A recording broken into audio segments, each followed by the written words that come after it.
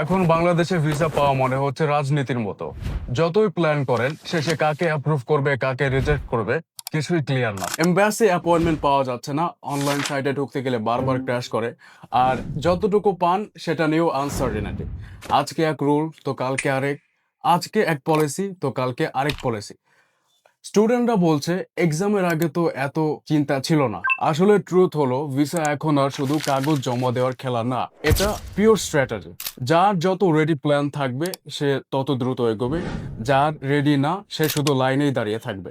আমরা প্রতিদিন যারা এই সিস্টেমে কাজ করি, আমরা জানি কোন জায়গায় আসল ঝামেলা হয়। আমাদের কাজ হলো এই জটিলতাকে সিম্পল করা, যাতে আপনার সময় এবং শ্রম দুটোই নষ্ট না হয়। আমাদের রয়েছে ওভার 10 years অফ এক্সপিরিয়েন্স এবং শত শত সাকসেসফুল ভিসা রেশিও। এখন কোয়েশ্চেন হলো, আপনি কি এখনো এই পলিটিক্যাল ট্রাফিক জ্যামে আটকে থাকবেন, নাকি একটু স্মার্ট মুভ নেবেন?